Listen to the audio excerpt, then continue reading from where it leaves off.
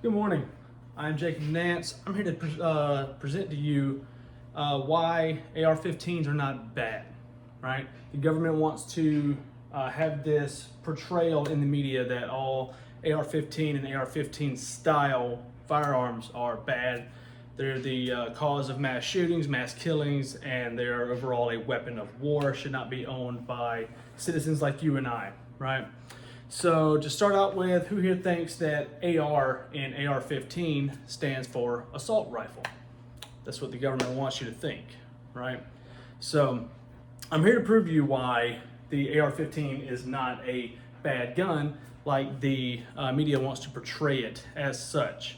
If you're not aware, there is legislation going around in Congress and the Senate, the representatives, and even on state levels trying to ban AR-15 style rifles. Now, why is that? So before we dive into any of this, I've been in the military for 8 years. I handle these weapons on a day-to-day basis. I train soldiers how to effectively use them and be safe with them. And I know their ins and outs, right? So first, AR does not stand for assault rifle like the media wants to portray. AR stands for Armalite, which is the company who made the rifle, and the 15 comes from the 15th version, which they started marketing.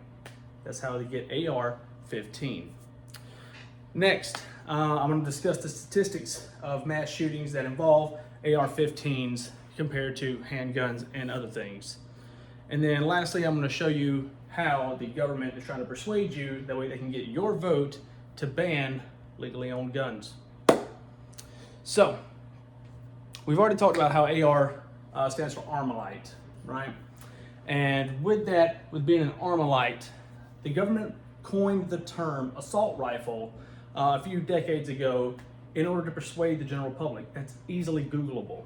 You can go on Google, ask where did assault rifle come from, and it's a term used by a senator in order to confuse the common person into making the rifle sound scary or bad or a weapon of war. That's what they want to portray to you.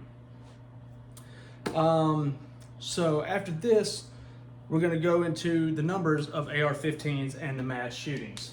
According to the FBI, between 1982 and 2023, 78% of mass shootings involved handguns.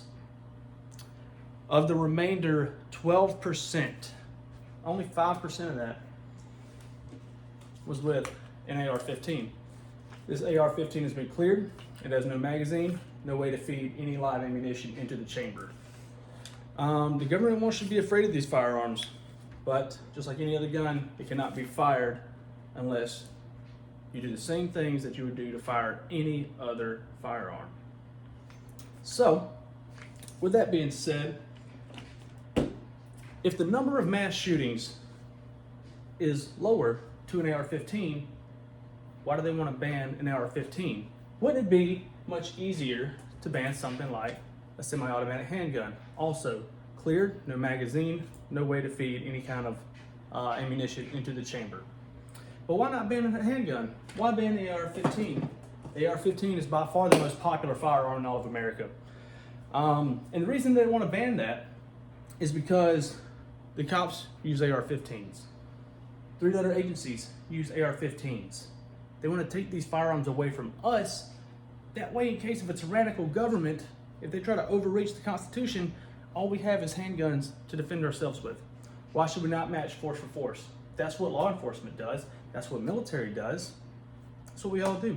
So the reason that they want to ban those is so they can become a tyrannical government in the long term. Now, we're not talking 5 to 10 years. We're talking maybe 100, 200 years. But this is important for our children and our grandchildren. After the statistics, I will go over why the government is trying to do this, right? So I've hit on kind of banning this. The Constitution allows you, the Second Amendment in the Constitution guarantees you the right to own firearms. It doesn't specify which firearms, which is what the anti-firearm coalitions want you to think. But if that's true, then why does that not pertain to the freedom of speech? So the freedom of speech, guaranteed by the First Amendment, also carries over to modern day on the internet. you still have that exact same freedom of speech. So if we can modernize the First Amendment, why can we not modernize the Second Amendment? Seems like you want to play two sides of the card here.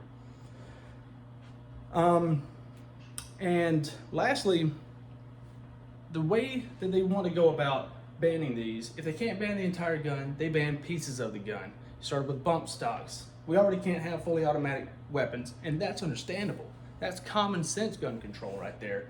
But for bump stocks, binary triggers, and pistol braces that make them short barrel rifles, those are just steps in order to ban the AR-15.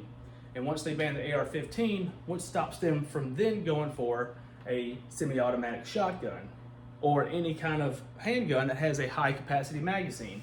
This is just one step that they want to take, because once they break the rule once, they'll say, well, we've already broken the rule once, let's break it again in order to ban more and more guns, therefore leading to the overreach of the American government over the Constitution. So with all of that said, I urge you to reach out to your representatives in state and in Congress and let them know the AR-15 is not bad. More people just need to learn about it, handle it, go to the range with it. Pending any further questions, I will show the audience and I will be on my way.